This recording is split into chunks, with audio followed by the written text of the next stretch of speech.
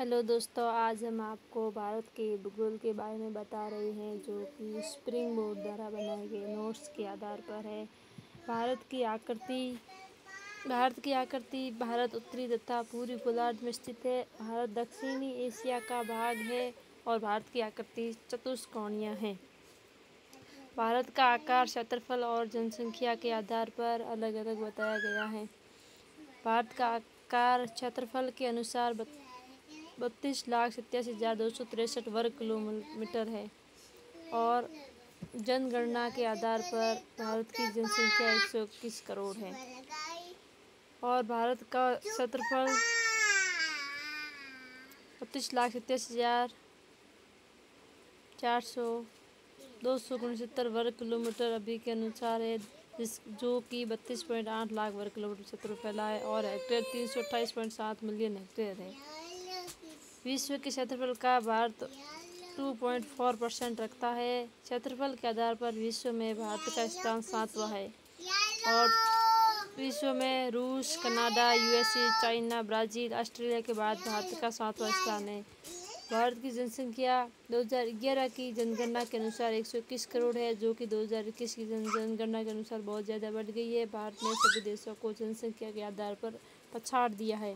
विश्व की जनसंख्या का 17.5% अपना हिस्सा रखती है। विश्व के स्थान में सेकंड स्थान है, लेकिन 2000 आने वाली जनगणना में भारत ने चीन को भी पछाड़ दिया है।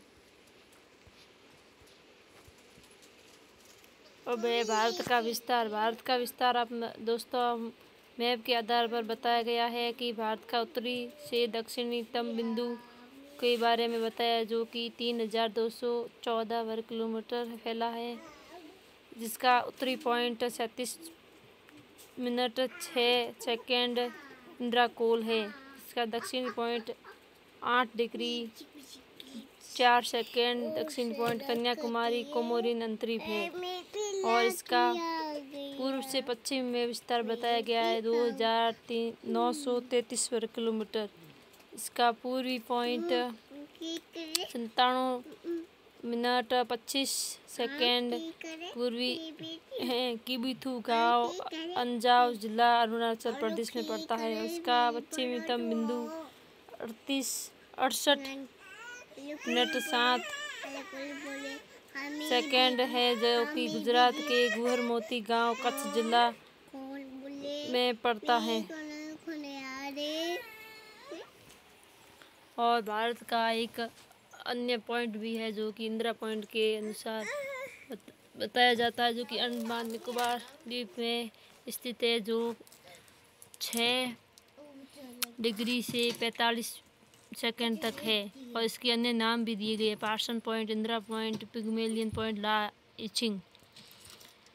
भारत का अक्षांशीय तथा देशांतरीय विस्तार 30 डिग्री का है, परंतु उत्तर से दक्षिण की दूरी पूर्व से पश्चिम तक की दूरी से अधिक है। जो उत्तर वाली दक्षिण से दूरी और पूर्व पश्चिम दूरी से उत्तर दक्षिण दूरी अधिक है, क्योंकि अक्षांशों के बीच लगभग समान दूरी बनी रहती है, परंतु देशांतर के बीच दूरी ध्रुवों की ओर जाने पर कम हो जाती है। अक्षांशीय विस्तार का प्रभाव। भारत में अक्षांशीय विस्तार के प्रभाव के बारे में बताया।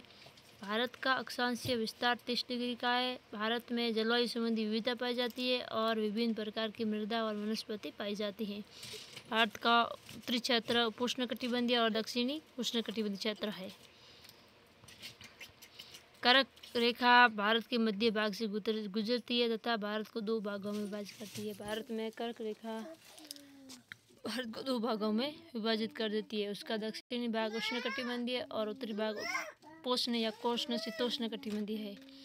हिमालय की उपस्थिति कारण भारत में उष्णकटिबंधीय मानसून जलवायु पाई जाती है। कर्क रेखा भारत के 8 राज्यों से गुजरती है। First Gujarat, second Rajasthan, third Madhya Pradesh, Chhattisgarh, Jharkhand, Paschim Bengal, Tripura और मिजोरम।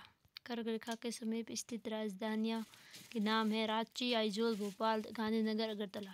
त्रिपुरा का उदयपुर शहर रांची के भी समीप स्थित कर्क रेखा के समीपतम स्थित शहर है। देशांतरीय विस्तार का प्रभाव इसका क्या भारत पर प्रभाव पड़ा है। देशांतरी विस्तार का प्रभाव जो कि 30 डिग्री का है। भारत के पूर्वी राज्यों पश्चिमी राज्यों की तुलना में सूर्योदय 2 घंटे पहले होता है। भारत के पूर्व वाले राज्यों में पश्चिम के राज्यों के अनुसार 2 घंटे पहले सूर्योदय होता है। भारत का मानक समय 82.5 डिग्री पूर्वी देशांतर के आधार पर निर्धारित किया गया है। भारत का समय GMT से 5.5 घंटे आगे है। 82 घंटे डिग्री देशांतर प्रयागराज के निकट एक मिर्ज़ापुर नदी से गुजरता है। 82 डिग्री भारत के 5 राज्यों से गुजरती है, जो कि उत्तर प्रदेश, मध्य प्रदेश, छत्तीसगढ़, उड़ीसा, आंध्र प्रदेश है। कर्क रेखा तथा 82.5 डिग्री पूर्वी देशांतर छत्तीसगढ़ के कोइया जिले में मिलते हैं।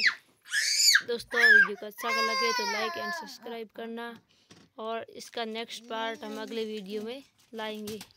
थैंक यू, धन्यवाद, जय श्री कृष्ण।